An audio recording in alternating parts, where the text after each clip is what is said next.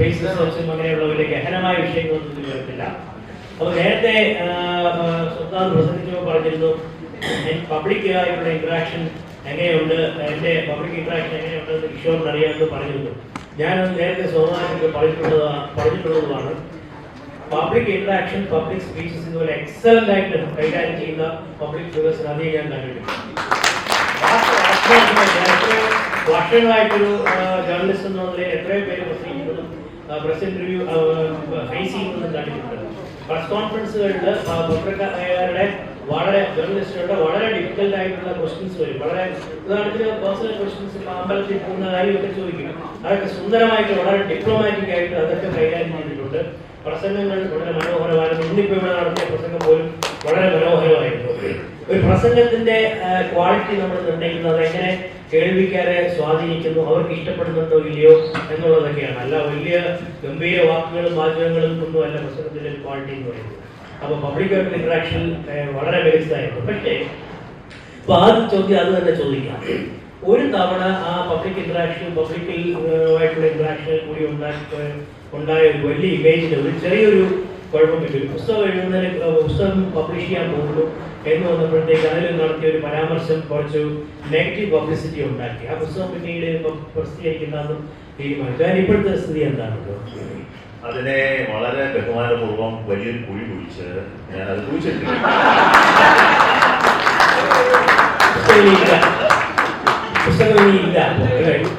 അങ്ങനെ പറഞ്ഞില്ല.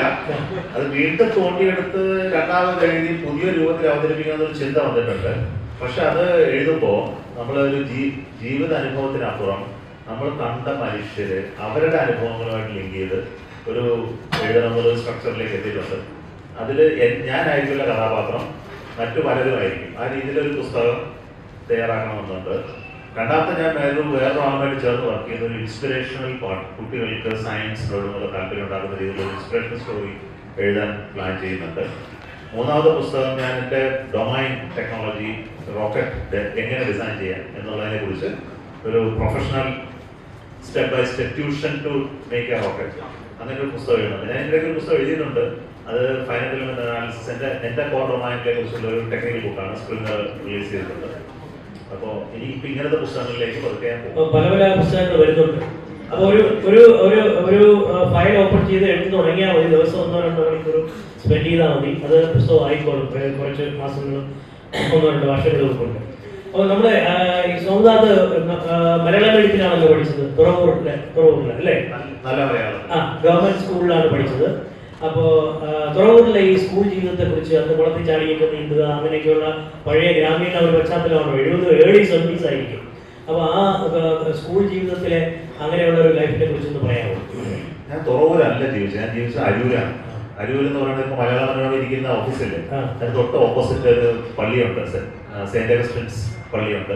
പള്ളിക്ക് തൊട്ട് ചേർന്നിരിക്കുന്ന സ്കൂളാണ് സെന്റ് അഗസ്റ്റിൻസ് സ്കൂൾ. ആ സ്കൂളിലാണ് ഞാൻ ഹൈസ്കൂൾ പഠിച്ചത്. പക്ഷെ എൻ്റെ 1ാം ക്ലാസ് ഞാൻ പഠിച്ചത് തൃശ്ശൂർ ജില്ലയിലാണ്, ചാവക്കാട് എന്ന് പറയുന്ന സ്ഥലത്ത്, കളിക്കുളം. അവിടെ ഒരു ഗവൺമെന്റ് സ്കൂളിൽ അച്ഛൻ അവിടെ ജോലി ചെയ്തിരിക്കുന്നതുകൊണ്ട് അവിടെ ഒരു സ്കൂളിലാണ് 1ാം ക്ലാസ് 2ാം ക്ലാസ് ഒക്കെ പഠിച്ചത്. അതിനുശേഷം ഞാൻ അരൂർ വന്നിട്ട് അവിടുത്തെ ഗവൺമെന്റ് അപ്പർ പ്രൈമറി സ്കൂളിൽ 4ാം ക്ലാസ് വരെ പഠിച്ചു.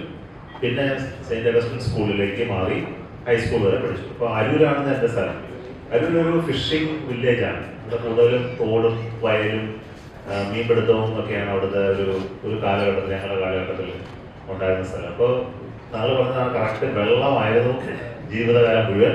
ഇന്ന് ഏത് കുളത്തിൽ കുളിക്കണമെന്നാണ് ആദ്യം തീരുമാനിക്കുന്നത്. അപ്പൊ വീട്ടിൽ നിന്ന് തോർത്തുകൊണ്ടൊക്കെ എടുത്ത് പോയി കഴിഞ്ഞാൽ ആ നാട്ടിലുള്ള അതെടുത്ത് തന്നെ പോകുന്നത്. അതിന് ഏത് നാട്ടിലെ ഏതെങ്കിലും ഒരു കുളത്തിൽ ചാടി കഴിഞ്ഞാൽ 3 മണിക്കൂർ കഴിഞ്ഞേ കയറുള്ളൂ.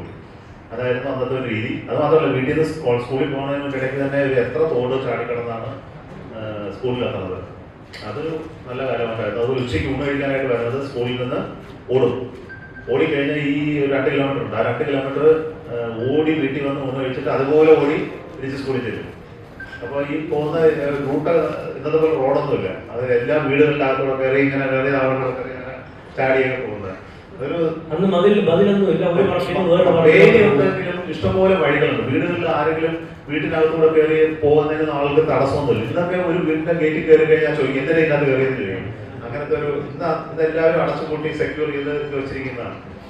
അപ്പോൾ വേറൊരു കാര്യം ചോദിക്കട്ടെ, ഞാനും ഇതുപോലെ എൻ്റെ അമ്മയും ഒരു ഹൈസ്കൂൾ ടീച്ചറായിരുന്നു. അപ്പം ഗവൺമെന്റ് സ്കൂളിലും എയ്ഡഡ് സ്കൂളിലും മലയാളം മീഡിയത്തിലുമാണ് ഞാൻ പഠിച്ചത്.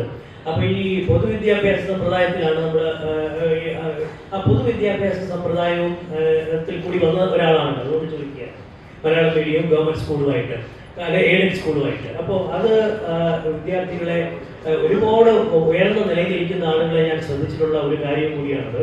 അതായത് അവരൊക്കെ ഈ സിസ്റ്റത്തിൽ കൂടി വന്നവരാണ്. അതെന്താ സിസ്റ്റം ചെയ്യുന്ന ഒരു ഗുണം? അങ്ങനെയൊന്നും എനിക്ക് തോന്നിയിട്ടില്ല. ഞാൻ എല്ലാ തരത്തിലുള്ള ആളുകളും കണ്ടിട്ടുണ്ട്. ഞാൻ ഇപ്പം ഞാൻ ഈ അരൂരിൽ പഠിക്കുന്ന സമയത്ത് നമ്മുടെ ക്ലാസ് ബാച്ചിലുണ്ടായിരുന്ന പ്രവീൺ മജീഷ്യൻ അറിയില്ലേ, അദ്ദേഹം പഠിച്ചത് തൊട്ടടുത്തുള്ള പട്ടണക്കാട് എന്നുള്ള സ്കൂളില്. അതൊരു അന്നത്തെ ഒരു എലീറ്റ് സ്കൂളായിരുന്നു. പട്ടണക്കാട് സ്കൂൾ എന്ന് പറഞ്ഞാൽ അതൊരു പ്രൈവറ്റ് മാനേജ്ഡ് ഒരു എന്താ പറയുക, എനിക്കറിഞ്ഞൂട അതിന്റെ എന്താ ഡെഫിനിഷൻ അവർ ഉപയോഗിച്ചിരുന്ന ടെർമിനോളജി എനിക്കറിഞ്ഞൂട. പക്ഷെ ഒരു റീസണബിളി ഒരു ഇംഗ്ലീഷ് എഡ്യൂക്കേഷൻ ഒക്കെ ഉള്ള ഒരു ടൈ ഒക്കെ കെട്ടിയ കുട്ടികളൊക്കെ പഠിക്കുന്ന സ്കൂളായിരുന്നു അവിടെ നിന്ന്. പ്രവീണുള്ള നമ്മുടെ കൂട്ടത്തിൽ പഠിച്ചത്. ഞാൻ ഇവിടുന്ന് വന്നു. അപ്പോൾ എല്ലാ സ്ഥലത്തുനിന്നും ആളുകൾ എത്തിയിട്ടുണ്ട്. അത് അവിടെ പോകാത്തതുകൊണ്ടല്ല, പോസിബിളി എനിക്ക് ആ സ്കൂളിന്റെ അഡ്വാൻറ്റേജിനെ കുറിച്ച് നമ്മുടെ വീട്ടിൽ ആർക്കും ബോധമില്ലാത്തതുകൊണ്ടാണ് എന്നോട് അഡ്മിഷൻ തരാതിരുന്നെന്ന് എനിക്ക് തോന്നുള്ളൂ. പക്ഷേ അന്ന് സാധാരണ സ്കൂളുകളിൽ ടീച്ചർമാരെല്ലാം വെൽ എഡ്യൂക്കേറ്റഡ് ആണ്. അവർക്ക് ടീച്ചിങ് പ്രോസസ്സിനെ കുറിച്ച് നല്ല ബോധമുണ്ട്. അപ്പൊ അതുകൊണ്ട് തന്നെ കുട്ടികൾ പഠിക്കാൻ താല്പര്യമുള്ള കുട്ടികളെല്ലാം നന്നായിട്ട് പഠിച്ചിട്ടുണ്ട്. ഇപ്പൊ എന്റെ ക്ലാസ്സിലുള്ളവർക്കെല്ലാം അറിയാം, എല്ലാവരും നല്ലോണം പഠിക്കുന്ന കുട്ടികളാണ്. പക്ഷേ ബാക്ക്ഗ്രൗണ്ട് വളരെ മോശമാണ്. ഇപ്പൊ എന്റെ സ്കൂളില് ഇൻഫ്രാസ്ട്രക്ചർ ഒന്നും വേണ്ട. സ്കൂളിൽ പഠിക്കാൻ എന്തോ ഇൻഫ്രാസ്ട്രക്ചർ വേണ്ട, ഒന്നും വേണ്ട. നല്ല അധ്യാപകർ മാത്രം ഉണ്ടായിരുന്നാൽ മതി. അതൊക്കെ സ്കൂളിൽ ലബോറട്ടറി എന്ന് പറഞ്ഞാൽ assume this is A test tube എന്ന് പറഞ്ഞാൽ മതി. നമ്മൾ ടെസ്റ്റ് ട്യൂബ് മനസ്സിൽ കാണും. അതിനകത്ത് നമ്മൾ സോൾട്ട് എടുത്ത് മാസം ഒഴുകുന്നതൊക്കെ നമ്മൾ മനസ്സിൽ കാണും. അത് ആക്ച്വലി എക്സ്പീരിയൻസ് ഒന്നും ചെയ്തിട്ടില്ല. ഒരു ലാബും സ്കൂളിൽ ഉണ്ടായിരുന്നില്ല. അപ്പൊ ഈ മലയാളം മീഡിയത്തിൽ പഠിച്ച് വന്ന് പിന്നീട് എഞ്ചിനീയറിംഗ് കഴിഞ്ഞു, പിന്നീട് ISRO വന്നു, ഫോറിൻ സ്പേസ് റിസർച്ച് ഓർഗനൈസേഷൻസുമായിട്ട് ഇന്ററാക്ട് ചെയ്യേണ്ടി വന്നതാണ് സായിപ്പുമായിട്ട്. അപ്പോഴത്തേക്ക് അന്നത്തെ ഈ ബാക്ക്ഗ്രൗണ്ടും ഈ ഒരു ഇംഗ്ലീഷിനോടുള്ള എക്സ്പോഷർ കുറവും എന്തെങ്കിലും പ്രശ്നം ഉണ്ടാക്കിയിട്ടുണ്ടോ? ഒരുപാട് പ്രശ്നം ഉണ്ടാക്കിയിട്ടുണ്ട്. പക്ഷെ അത് അപ്പോഴല്ല, അതൊക്കെ അതിന് മുമ്പേ ആ പ്രശ്നങ്ങളൊക്കെ ഞാൻ ഓവർകം ചെയ്ത് കഴിഞ്ഞത്. ഞാൻ SSLC കഴിഞ്ഞിട്ട് ഞാൻ പോയത് മഹാരാജാസ് കോളേജിലാണ് പ്രീ ഡിഗ്രി പഠിക്കാൻ. പ്രീ ഡിഗ്രി പഠിക്കുമ്പോൾ വലിയ പ്രയാസം തോന്നിയിട്ടില്ല. കാരണം അന്ന് എല്ലാവരും ലോക്കൽ ആണല്ലോ. മഹാരാജ് കോളേജിൽ പഠിച്ചവരാരെങ്കിലും ഉണ്ടോ? ഇവിടെ ഇല്ല. അറിയാമല്ലോ, മഹാരാജ് കോളേജിന്റെ സ്വഭാവം എന്ന് പറഞ്ഞാൽ സമരത്തിന്റെ തീച്ചൂളയായിരുന്നു. അന്ന് ഇന്നത്തെ രാഷ്ട്രീയ നേതാക്കന്മാരായ PT തോമസ്, ബെന്നി ബെഹനാൻ മുതലായവരൊക്കെ കോൺഗ്രസിലും, അപ്പുറത്ത് മോനായി, അങ്ങനെ വളരെയധികം ആളുകൾ. മോനായി ഒരു MLA ആയിരുന്ന ആളാണ്. ഇവരൊക്കെ അന്നത്തെ സ്റ്റുഡൻസ്, MM മോനായി. അന്നൊക്കെ ഇവര് അതുപോലെ ഒരു ദിവസം ഒരു കാർ കത്തിച്ച് കളയാം. MG റോഡിൽ അടുത്ത റോഡ് കത്തിക്കും, അവിടെ കല്ലെറിയും. അപ്പൊ രാവിലെ ചെന്ന് കഴിയുമ്പോൾ സമരമരത്തിൽ അന്നത്തെ ഇന്ത്യയിൽ വിടാതെ തുടങ്ങുമ്പോൾ അപ്പോഴേ കോളേജ് അടച്ചു. ഞാൻ അടുത്ത ബസ് പിടിച്ച് നേരെ വീട്ടിൽ പോയി. ക്ലാസ് എന്ന് പറയുന്നതേ നടന്നിട്ടില്ല. എല്ലാ കുട്ടികളും ട്യൂഷനാണ്. എല്ലാവരും നേരെ അടുത്ത അവർ കോളേജുണ്ട്, മറ്റേ ആ കോളേജ് ഈ കോളേജിലൊക്കെ പോകും. ഞാൻ ഒരു ട്യൂഷനും പോയിട്ടില്ല. മറ്റേ ട്യൂഷനും ഞാൻ സ്കൂളിൽ പോയിട്ടില്ല, പ്രീ ഡിഗ്രിക്ക് പോയിട്ടില്ല. എല്ലാവരും എൻട്രൻസ് എഞ്ചിനീയറിംഗ് IIT എൻട്രൻസ്, അന്ന് കോളേജ് എഞ്ചിനീയറിംഗ് എൻട്രൻസ് ഇല്ല. അപ്പൊ അങ്ങനെയുള്ള ഒരു സിറ്റുവേഷൻ ആയിരുന്നു. അപ്പോൾ എനിക്ക് ഏറ്റവും വേഴ്സ്റ്റ് എഡ്യൂക്കേഷൻ നടന്നത് മഹാരാജ് കോളേജിലാണ്. There was no teaching. പക്ഷേ ഡിഫറൻസ് എന്ന് പറഞ്ഞാൽ സയൻസ്, അത് മാത്തമാറ്റിക്സ്, ഫിസിക്സ്, കെമിസ്ട്രി, ഈ മൂന്നിന്റെ ക്ലാസ്സും സമരക്കാരും കറക്റ്റ് വരില്ല. അതുകൊണ്ട് ആ ക്ലാസ്സിൽ കയറി കഴിഞ്ഞാൽ അന്ന് അവിടെ ക്ലാസ് നടന്നിരിക്കും. പ്രത്യേകിച്ചും മാത്തമാറ്റിക്സിന്റെ ക്ലാസ് എല്ലാ സിലബസ് തീർത്തിരിക്കും. So I could do well pre degree science പാർട്ടിൽ. അതുകൊണ്ട് ഒരു എഞ്ചിനീയറിംഗ് അഡ്മിഷൻ കിട്ടി. അത് എൻട്രൻസ് ഇല്ല. എൻട്രൻസ് പിന്നെ 2 വർഷം കഴിഞ്ഞാൽ പറയും. നമ്മളൊക്കെ വരുമ്പോൾ എൻട്രൻസ് ഇല്ല. എൻട്രൻസ് ഉണ്ടായിരുന്നെങ്കിൽ ഒരിക്കലും എഞ്ചിനീയറിംഗിൽ പോകില്ല. അന്ന് പ്രീ ഡിഗ്രിക്ക് അങ്ങനെ ഉള്ളതുകൊണ്ട് ഇംഗ്ലീഷിലേക്ക് പോരാൻ ഇംഗ്ലീഷിന് പോരാണ്ട് റിയലി ഫീൽ ചെയ്ത് ഞാൻ ISRO ജോയിൻ ചെയ്തപ്പോഴാണ്. കാരണം അപ്പോഴാണ് ആക്ച്വലി ഒരു മലയാളികളല്ലാത്തൊരു കമ്മ്യൂണിറ്റി നമ്മുടെ മുമ്പിൽ വരുന്നത്. കാരണം നമ്മൾ ഇവിടെയൊക്കെ സംസാരിക്കുമ്പോൾ നമുക്ക് ഒരു കുഴപ്പമുണ്ട്. കാരണം നമ്മൾ കാണുന്നവരെല്ലാം മലയാളികളാണ്, മലയാളത്തിൽ ഇമ്മീഡിയറ്റ്ലി കോൺവേഴ്സ് ചെയ്യാം. പക്ഷെ നമ്മൾ TKM പോലും നമ്മൾ ആരെങ്കിലും ഇംഗ്ലീഷിൽ കോൺവേഴ്സ് ചെയ്യാറുണ്ടോ? ക്ലാസ്സിൽ പോലും ഇല്ല, പഠിപ്പിക്കുന്നത് മലയാളത്തിലാണ്. വളരെ അങ്ങനെയാ പറയാം. അതൊരു വലിയൊരു ഡിസഡ്വാൻറ്റേജ് ആയിരുന്നു. അപ്പോൾ അവിടെ ചെന്ന് കഴിഞ്ഞപ്പോൾ എൻ്റെ റൂമിൽ വന്നിരിക്കുന്നവരെല്ലാം നോർത്ത് ഇന്ത്യൻസ് ആണ്, അല്ലെങ്കിൽ തമിഴാണ്, അല്ലെങ്കിൽ കന്നഡയാണ്, തെലുങ്കാണ്. സോ സഡൻലി എനിക്കതൊരു ഒരു ബ്ലാങ്ക് ആവുന്ന ഒരു സിറ്റുവേഷൻ. പക്ഷെ അത് ഓർമ്മ ചെയ്യാൻ നമുക്ക് പറ്റും. കാരണം സബ്ജക്റ്റിൽ നമ്മളാരും മോശമൊന്നുമില്ല. സംസാരിക്കുന്നതിൽ ഇന്ററാക്ട് ചെയ്യുന്നുള്ള കുഴപ്പം മാത്രമല്ല, അത് വളരെ പെട്ടെന്ന് തന്നെ ഓർമ്മ ചെയ്യാൻ പറ്റും. പ്രത്യേകിച്ച് നമ്മുടെ ഇംഗ്ലീഷ് സ്പീക്കിങ്ങിന്റെ വലിയൊരു പ്രോബ്ലം നമ്മുടെ സ്കൂളുകളിൽ കമ്മ്യൂണിക്കേഷൻ പഠിപ്പിക്കുന്നില്ല. ബേസിക്കലി നമ്മൾ എഴുതാൻ പഠിപ്പിക്കും, ആൻസർ എഴുതാൻ അറിയാം, നന്നായിട്ട് ലിറ്ററേച്ചർ ഇംഗ്ലീഷിന്റെ ക്വസ്റ്റ്യൻ പേപ്പർ അറിയാം, ഗ്രാമർ അറിയാം. ഈ ഗ്രാമർ എന്ന് പറയുന്ന സാധനമാണ് ആദ്യം എടുത്ത് കളയേണ്ടത്. ഗ്രാമർ എടുത്ത് കളയേണ്ടതാണ്. നമ്മൾ ഫ്രഞ്ച് പഠിക്കാൻ പോകുമ്പോഴാണ് മനസ്സിലാവുന്നത്. ഒരു ആവശ്യമില്ല, ഗ്രാമർ പഠിപ്പിക്കില്ല. ഇംഗ്ലീഷ് മലയാളത്തിൽ പഠിപ്പിക്കും. അതായത് നമ്മൾ മലയാളത്തിൽ ചിന്തിച്ചിട്ട് അതിന് ഇംഗ്ലീഷിലാക്കാൻ പഠിപ്പിക്കുന്നത്. ഇതൊക്കെ ഈ ലാംഗ്വേജ് ടീച്ചിങ്ങിന്റെ ഫണ്ടമെന്റൽസ് ഇന്നും പല സ്കൂളുകളിലും ടീച്ചർമാർക്ക് അറിയില്ല. അതായത് ഒരു ഐഡിയ കൺവേ ചെയ്യാനാണ് ലാംഗ്വേജ്. അത് കൺവേ ചെയ്യാൻ മാത്രം പഠിപ്പിച്ചാൽ മതി. ബാക്കിയെല്ലാം തന്നെ വന്നോളൂ. സ്ട്രക്ചർ, ലാംഗ്വേജ്, സ്പെല്ലിംഗ് ഇതുപോലെ പഠിപ്പിക്കുന്ന ഒരു സാധനം ഉണ്ടോ എനിക്കറിഞ്ഞത്. എന്തിനാ സ്പെല്ലിംഗ് പഠിപ്പിക്കുന്നത്? ഒരു ആവശ്യമില്ല. അതൊക്കെ ഇതിനല്ല ഇമ്പോർട്ടൻസ് കൊടുക്കുന്നത്. എങ്ങനെ നിങ്ങളുടെ ഒരു ഐഡിയ ആ ലാംഗ്വേജിൽ എക്സ്പ്രസ് ചെയ്യാൻ പറ്റും, ആ എക്സ്പ്രസ് ചെയ്യുന്ന ആ പ്രോസസ്സാണ് പഠിക്കുന്നത്. അത് പഠിച്ചു കഴിഞ്ഞാൽ പിന്നെ language is so easy. Maybe ഷോമാരി കുറേ നന്നായിട്ട് അതിനെക്കുറിച്ച് സംസാരിക്കാൻ പറ്റില്ല. നമ്മള് സ്വന്തമായാലും ശരി, നമ്മുടെ ISRO ജോയിൻ ചെയ്യുന്ന നമ്മുടെ ബാച്ചിൽ നിന്നുള്ള പിള്ളേരായാലും ശരി, അവിടെ വലിയ ഉയർന്ന നിലയിലെത്തുന്നവരായാലും ശരി, ഭൂരിപക്ഷം വളരെ മിഡിൽ ക്ലാസ് കുടുംബങ്ങളിൽ നിന്ന് വരുന്നവരാണ്. IIT-കളിലും മറ്റും എഞ്ചിനീയറിംഗ് അഡ്മിഷൻ കിട്ടുന്നവരും. അന്നത്തെ ബാച്ചില് നമ്മളെല്ലാം ഒരേ ബാച്ചല്ലേ SSLC? 17 ബാച്ചില് സയൻസ് ടോപ്പറാണ് ഞാൻ, ഓൾ കേരള. എന്റെ ഒപ്പം ഫസ്റ്റ് റാങ്ക് ഹോൾഡറും 7th റാങ്ക് ഹോൾഡറും ഞാൻ 27th റാങ്ക് ഹോൾഡറാണ് സ്റ്റേറ്റില്. അപ്പോൾ ഞാൻ ഹിസ്റ്ററി, ഇംഗ്ലീഷ്, മലയാളം മറ്റേതിനൊക്കെ കുറവാണ്. അതുകൊണ്ട് ടോട്ടൽ റാങ്ക് കുറയില്ല. But this was. അപ്പോൾ ഇങ്ങനെ അതുപോലെ ക്ലാസ്സിൽ ഞാൻ നോക്കിയപ്പോൾ റീസണബിൾ. അപ്പോൾ എൻ്റെ ക്ലാസ് ടീച്ചറുണ്ട്, ഭാഗ്യവതി എന്ന ടീച്ചർ. ആ ടീച്ചർ എനിക്ക് 10ാം ക്ലാസ് കഴിഞ്ഞിട്ട് എനിക്ക് വായിച്ചത് പുസ്തകം IIT എൻട്രൻസ് ഗൈഡ് ആണ് വാങ്ങിച്ചത്. അപ്പോൾ ഞാനിതൊക്കെ വായിച്ച് നോക്കി പഠിക്കാമെന്നൊക്കെ വിചാരിച്ചു. അപ്പോൾ ഇത് കഴിഞ്ഞിട്ട് +2 ഒക്കെ കഴിഞ്ഞു, അതായത് പ്രീ-ഡിഗ്രി കഴിഞ്ഞിട്ട് നമുക്ക് IIT-ക്ക് പോകണം എന്നുള്ള വിഷയമൊക്കെ ആയിട്ട് ഞാൻ എൻ്റെ ഹെഡ് മാസ്റ്ററെ കാണാൻ ചെന്നു, മാനുവൽ സാറാണ്. ഞാനും എൻ്റെ അച്ഛനും കൂടെ പോയത്. അപ്പോൾ മാനുവൽ സാറിൻ്റെ മകൻ എൻ്റെ സ്കൂളിൽ പഠിച്ച് IIT ചെന്നൈയിൽ പഠിച്ചുകൊണ്ടിരിക്കുകയാണ് ആ സമയം. അദ്ദേഹം സ്റ്റേറ്റിൽ എനിക്ക് മുമ്പ് ആ സ്കൂളിൽ നിന്ന് 11th റാങ്ക് SSLC പാസ്സായ ആളാണ്. അതേ IIT-ൽ പഠിക്കുകയാണ്. അപ്പോൾ ഞാൻ എൻ്റെ സാറിനെ പോയി കണ്ടു, മാനുവൽ സാറിനെ കണ്ടു, ചോദിച്ചു എങ്ങനെയാണ് സാർ ഈ IIT പഠിത്തമൊക്കെ എങ്ങനെയാണ്, അവൻ്റെ എക്സ്പീരിയൻസ് ഉണ്ടല്ലോ. അപ്പോൾ സാറ് പറഞ്ഞു ഒരു കാരണവശാലും പോകരുത്, വലിയ പാടാണ്. എനിക്ക് തന്നെ അവൻ്റെ സമയകാലത്ത് ഫീസ് കൊടുക്കാനോ അവൻ്റെ കാശ് നോക്കാനൊന്നും എനിക്ക് പറ്റണില്ല. മാനുവൽ സാർ എന്ന് പറഞ്ഞാൽ ഞങ്ങളുടെ ഹെഡ് മാസ്റ്ററാണ് സ്കൂളിൽ. അദ്ദേഹത്തെ ഞാൻ കണ്ടപ്പോൾ എൻ്റെ വീടൊക്കെ കണ്ടപ്പോൾ നല്ല വീടൊക്കെയാണ്, കുഴപ്പമൊന്നുമില്ല, സാമ്പത്തികമായിട്ട് മെച്ചപ്പെട്ട ഒരാളാണല്ലോ, IIT-ലേക്ക് വിടാനുള്ള കപ്പാസിറ്റി ഉള്ളതാണ് നമ്മൾ തോന്നുമായിരിക്കും. പക്ഷെ അദ്ദേഹം നമ്മളോട് പറയുന്നത് വലിയ പാടാണ് IIT. ഇത് കേട്ടപ്പോൾ ഞാനും അച്ഛനും കൂടെ വിചാരിച്ചു ഈ പരിപാടിക്ക് IIT എൻട്രൻസ് പഠിക്കുക അങ്ങനെയുള്ള പരിപാടിയൊന്നും പോകണ്ട, നമുക്ക് നല്ലത് വല്ല BSc മാത്തമാറ്റിക്സ്, BSc ഫിസിക്സ് ഒക്കെ പഠിച്ച് ഒരു അധ്യാപകനാണ്. അങ്ങനെ ഒരു തീരുമാനത്തിലെത്തി. IIT ബുക്ക് ഞാൻ അടുത്ത് മാറ്റി വെച്ചു, തൊട്ടിട്ടില്ല. ഇന്നും ആ ബുക്ക് എൻ്റെ കയ്യിലുണ്ട്, എൻ്റെ ക്ലാസ് ടീച്ചർ എനിക്ക് വാങ്ങിച്ചതാണ്. ഇതാണ് മിഡിൽ ക്ലാസ്സിൽ നിന്ന് വരുന്ന മിക്കവാറും എല്ലാ കുട്ടികളുടെ അന്ന് ഫേസ് ചെയ്ത മെയിൻ പ്രോബ്ലം. അവരെ ഗൈഡ് ചെയ്യാനോ ഹെൽപ്പ് ചെയ്യാനോ ആ IIT എൻട്രൻസിലേക്ക് പോകാനോ ഒക്കെ സഹായിക്കുന്ന ഒരു എക്കോസിസ്റ്റം വളരെ കാലഘട്ടത്തിൽ. അപ്പോൾ നമ്മളൊക്കെ വന്ന സമയത്ത് ഈ ബാക്ക്ഗ്രൗണ്ട് ഇതുപോലുള്ള കോളേജുകളിൽ വരുന്നവർ ആരും മോശക്കാരല്ല. All very bright students. ഇപ്പം ഞാനത് IIT എൻട്രൻസ് കിട്ടുമായിരുന്നു. എന്നാൽ സ്റ്റേറ്റിലെ സയൻസിന് ടോപ്പറായ ഒരു കൊച്ചിനും കിട്ടില്ലാത്തവർ എന്തോന്ന് IIT എൻട്രൻസ് ആയിട്ടുള്ളത്. It's not so, it's simply a opportunity not visible large scale. പക്ഷെ ഇന്ന് ഓപ്പർച്യൂണിറ്റി കുറെ കൂടെ വിസിബിൾ ആണ്. ഇപ്പൊ ഇന്നത്തെ കുട്ടികൾക്ക് there is a possibility, they know how to crack it, how to go about it. Foreign യൂണിവേഴ്സിറ്റിയിലാണ് അഡ്മിഷൻ കിട്ടാനായിട്ട്. ടൈം ചേഞ്ച് ചെയ്തതിന്റെ മാത്രം. ഈ ISRO-ൽ നിന്ന് ഒരുപാട് പ്രശസ്തരെ വിട്ടുപോയിട്ടുണ്ട്. നമ്മുടെ ബാച്ചിൽ നിന്നാണ് മണ്ണടി സുരേഷ്.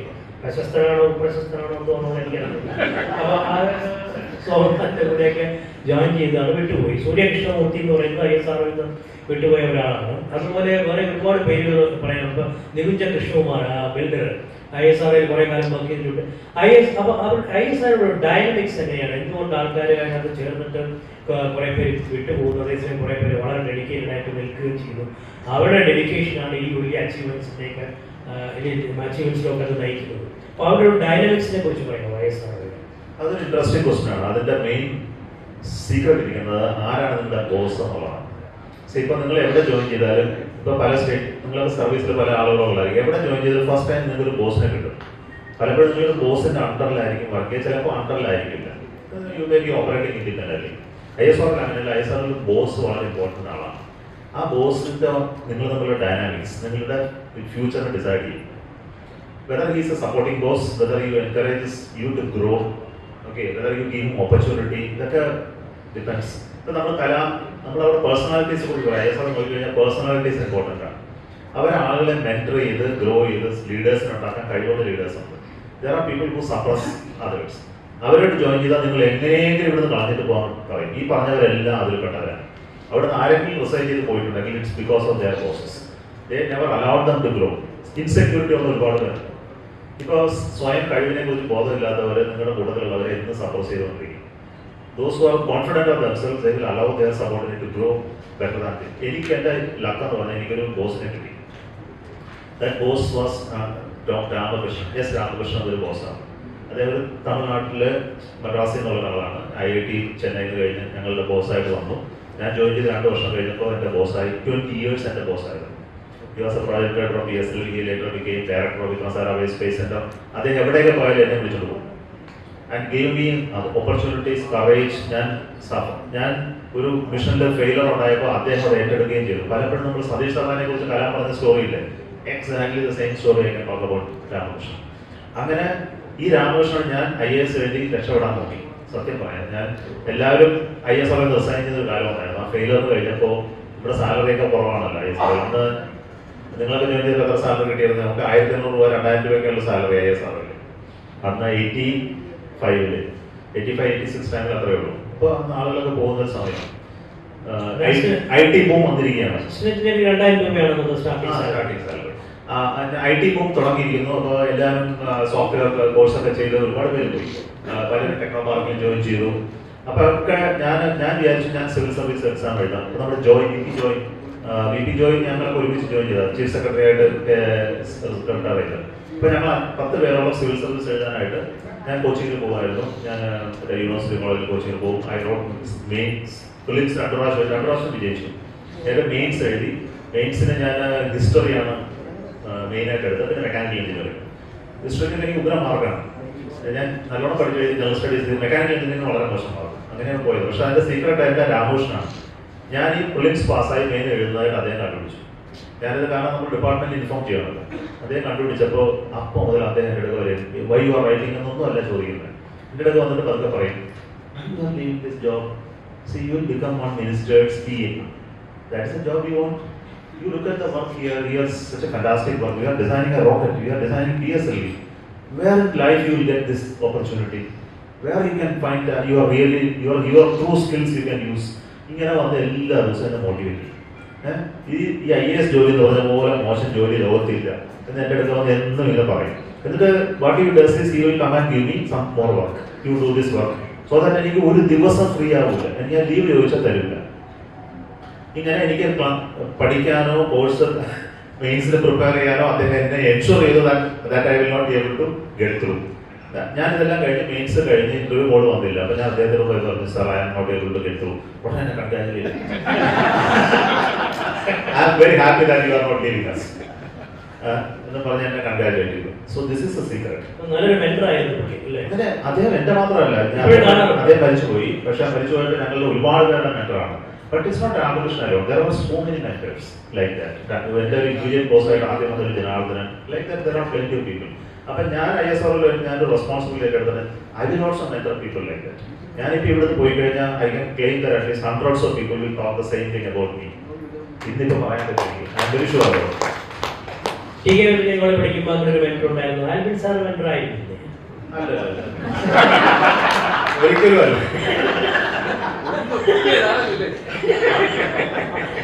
അയ്യോ, അല്ല, ഞാൻ ആൽബിൻ സാറെ കട്ടകഥകൾ പലർക്കും ഉണ്ടാകുമായിരിക്കും. ഞാനൊരിക്കലും ഞങ്ങൾക്ക് മറ്റേ സിൽവർ ജൂബിലിക്ക് ഒരു ഫൗണ്ടർ ഉണ്ടാക്കാൻ പറഞ്ഞു.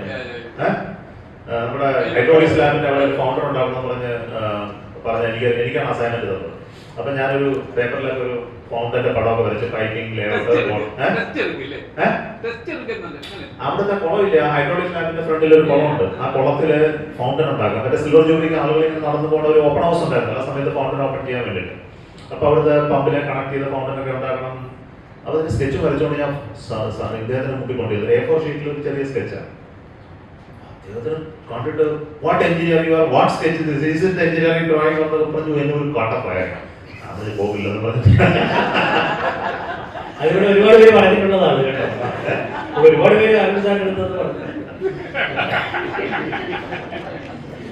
ഈ ചന്ദ്രയാൻ നമ്മൾ ലാൻഡ് ചെയ്തപ്പോഴത്തേക്ക് ലോകത്ത് ഭയങ്കര ഒരു അച്ചീവ്മെന്റ് ആയിരുന്നു.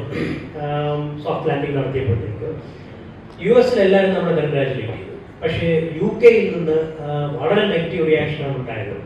അവരെ ഈ പട്ടണിക്കാരുടെ ഒരു രാജ്യം, ഈ പൂവർ കൺട്രി എന്തിനായി ഈ ചന്ദ്രയാനിൽ പോകുന്നത്? കാരണം UK ഒരു അച്ചീവ്മെന്റ് സ്പേസിൽ നടത്തിയിട്ടില്ല. അറിയാൻ സ്പേസ് ഏജൻസി ഒക്കെ ഫ്രഞ്ചുകാരുടെയാണ്, ജർമ്മൻ ഫ്രഞ്ച് കൊളാബറേഷനാണ്.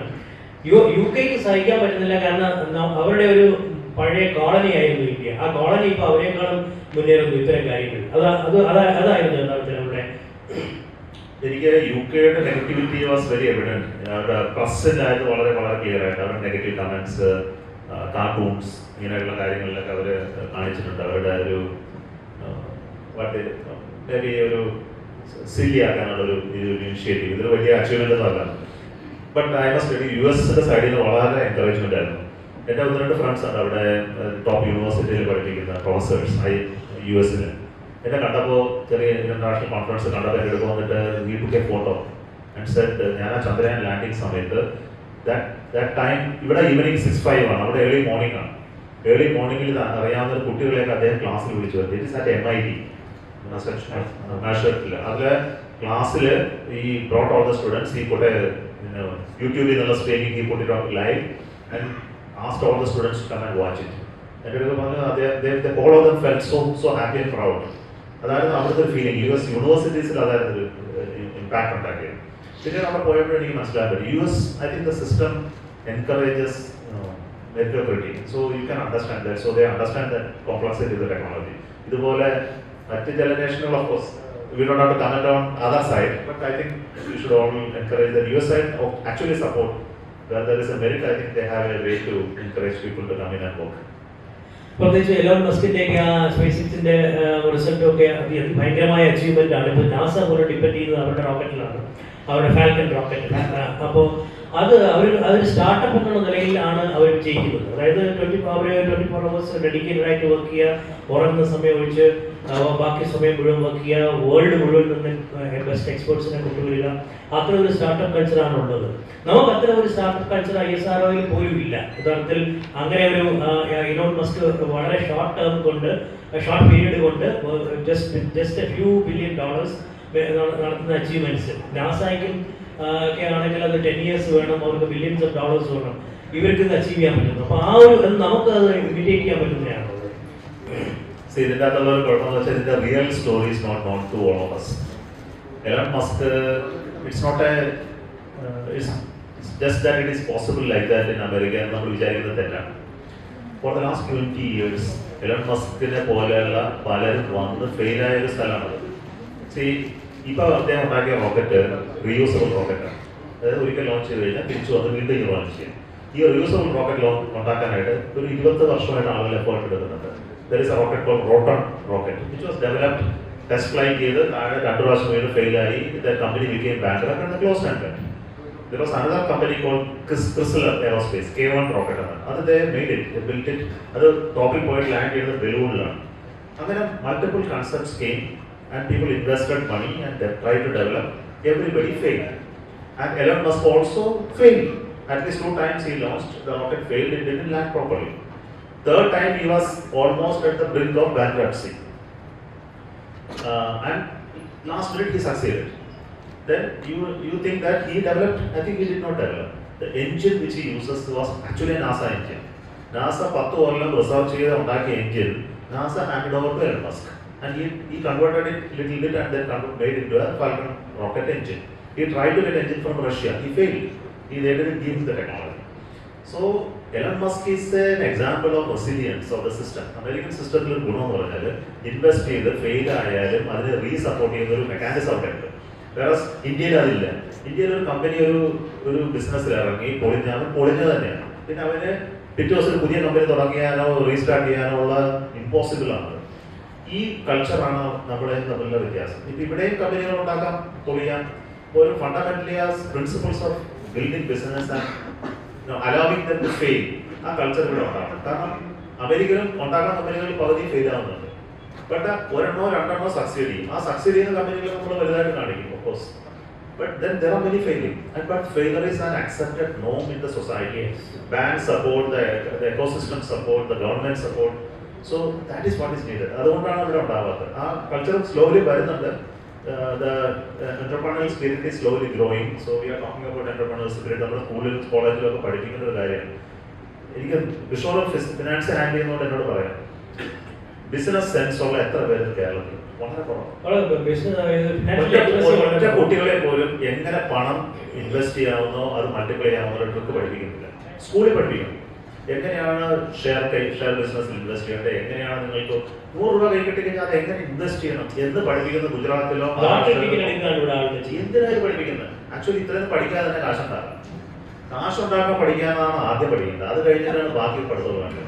കാരണം without money you can do anything. So നമ്മുടെ അത്യാവശ്യം വേണ്ടത് ഒരു സെൻസ് ഓഫ് ഫിനാൻസ് ആണ്. ഈ ഫിനാൻസ് സെൻസ് ഒരു സൊസൈറ്റിയിൽ ഉണ്ടാവണം.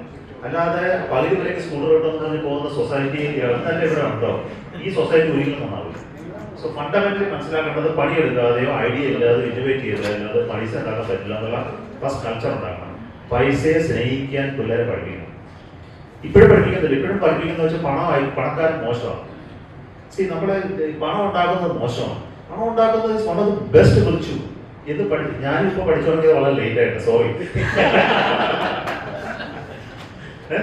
So because if you are wealthy, you can support many people and you can help others, you can create businesses, you can create an economy, you can create a better life. അപ്പോൾ പണം ഉണ്ടാക്കുന്നത് ആളെ കൊണ്ടല്ല, through the processes which are legal, which are very much there. ഇത് നമ്മുടെ കേരളത്തിൽ കുറവാണ്. മറ്റ് സൊസൈറ്റിയിൽ വളരെ, കേരളത്തിൽ തന്നെ അല്ലാത്ത സൊസൈറ്റി, ഇപ്പോൾ you go to Gujarat, everybody knows the value of time, money, they know how to invest. ഇത് പഠിപ്പിക്കണം. അത് കിഷോർക്ക് ഇതിനകത്ത് വളരെ ഇമ്പോർട്ടൻറ്റ് റോൾ പ്ലേ ചെയ്യാനുണ്ട്. ഇതിനെക്കുറിച്ചൊരു ക്ലാസ് നിങ്ങൾ നല്ലതായി തുടങ്ങാമെങ്കിൽ ഫിനാൻഷ്യൽ ഇന്റലിജൻസിനെ കുറിച്ചും ഫിനാൻഷ്യൽ ലേണിംഗ് പ്രോസസ്സിനെ കുറിച്ചൊക്കെ പഠിപ്പിക്കണം. അവസാനം 1-2 ക്വസ്റ്റ്യൻസ് കൂടി മാത്രമേ ഉള്ളൂ. ഫ്യൂച്ചർ കോഴ്സ് ഓഫ് ആക്ഷൻ എന്താ? എല്ലാവരും വളരെ ആകാംക്ഷയോടെ ഇങ്ങനെ അന്വേഷിക്കുന്നുണ്ട്. രാജ്യസഭാ സീറ്റാണോ മന്ത്രിയാണോ എന്നൊക്കെയാണ് പലരും ചോദിക്കുന്നത്. നമ്മൾ അത് പണം ഉണ്ടാക്കുക എന്നുള്ളത് ഒരു ഇനിയിപ്പോൾ ചെയ്യാവുന്ന ഒരു കാര്യമാണ്. കൺസൾട്ടൻസി ചെയ്യാം, നമ്മുടെ മാതിരിയുള്ള ഈ ഒരു നോളജും ഈ ഒരു എക്സ്പീരിയൻസും വേറെ ആർക്കും കാണണമെന്നില്ല.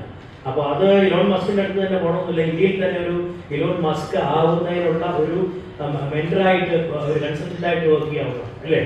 തീർച്ചയായിട്ടും അങ്ങനെ അതൊരു നല്ല പോസിബിലിറ്റിയാണ്. ഇപ്പൊ ഈ ഇന്ത്യയിലുള്ള പല സ്റ്റാർട്ടപ്പുകാരെ തുടക്കത്തിൽ ഞാൻ അതിലുണ്ട് അസോസിയേറ്റഡ് ആണ്. So I know the struggle they went through, I was helping dum. So ഇങ്ങനെയുള്ള ആളുകൾ, താല്പര്യമുള്ളവർ വന്നാൽ I'll be there to help, mentor, give idea, direction, technical or otherwise. Share കൂടി നമുക്ക് തരണം, പിന്നീട് നമുക്ക് ഒന്നും ഫ്രീ അല്ല, ഇതുവരെ എല്ലാം ഫ്രീ ആയിരുന്നു. Okay, one last question. അപ്പോൾ ഈ പ്രൊഫഷണൽ ലൈഫിലായാലും ശരി, പേഴ്സണൽ ലൈഫിലായാലും ശരി, എനിത്തിങ് യു ചൂസ്. നമ്മളൊരു ടൈം ട്രാവൽ നടത്താൻ പറ്റിയെന്ന് വെക്കുക. ടൈം ട്രാവൽ നടത്തി തിരിച്ച് 70-കളിലോട്ടോ 80-കളിലോട്ടോ പോയിട്ട് ഏതെങ്കിലും ഒരു കാര്യം ചേഞ്ച് ചെയ്യണം, അത് സംഭവിക്കുന്നതിന് മുമ്പ് ചേഞ്ച് ചെയ്യണം സ്വന്തം ലൈഫിൽ എങ്കിൽ എന്ത് ചൂസ് ചെയ്യും? ഞാൻ സത്യം പറഞ്ഞാൽ ഞാൻ എഞ്ചിനീയർ ആണെന്ന് ഒരിക്കലും ആഗ്രഹിച്ചിരുന്നില്ല. I wanted to become a doctor. Okay, this is a fact because I said science topper ആണെങ്കിലും, but I was a topper in biology. The highest mark in the state was for me.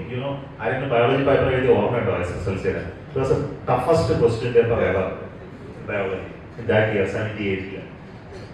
അതിലെനിക്ക് 49 out of 50 കിട്ടിയ ആളാണ്. വളരെ ടഫായിരുന്നു. So ഞാൻ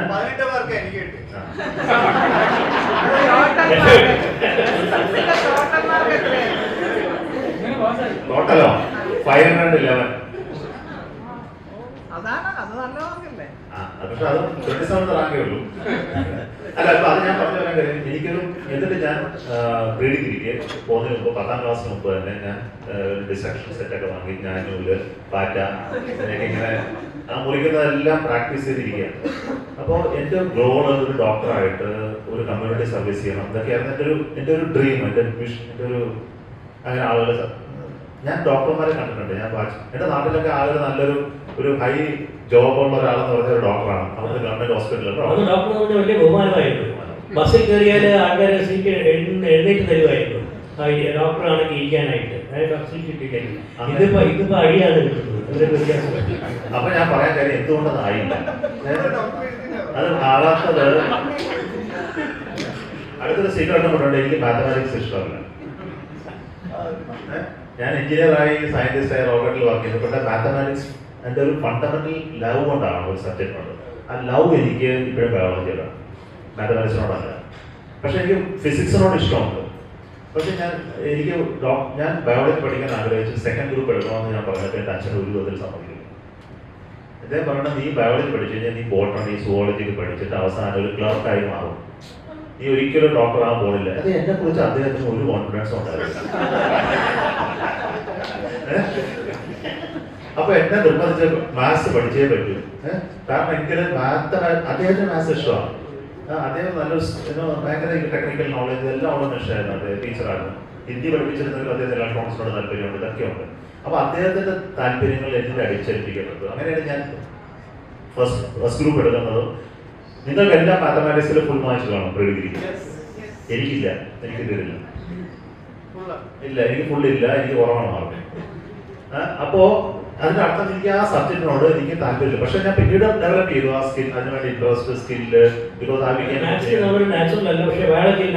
biology നാച്ചുറലാണ്. അപ്പൊ എന്തെങ്കിലും എനിക്ക് മാറ്റാൻ ആഗ്രഹം ഉണ്ടെങ്കിൽ എനിക്ക് പ്ലസ് പ്രീ ഡിഗ്രിയിൽ സെക്കൻഡ് ഗ്രൂപ്പ് പഠിക്കണം, എനിക്ക് ഡോക്ടറാണ്. അപ്പൊ ഒരിക്കലും നമുക്കൊരു ISR ചെയർമാനെ കിട്ടില്ല. ഇതുപോലെ ഒരു പ്രശ്നം ഉണ്ടാവില്ല. തിരിച്ച് ടൈം ട്രാവലിൽ തിരിച്ച് പോവുകയാണ്. ഓക്കെ, നമ്മൾ കൂടുതൽ സമയം എടുത്തു തോന്നുന്നു അല്ലേ? Thank you.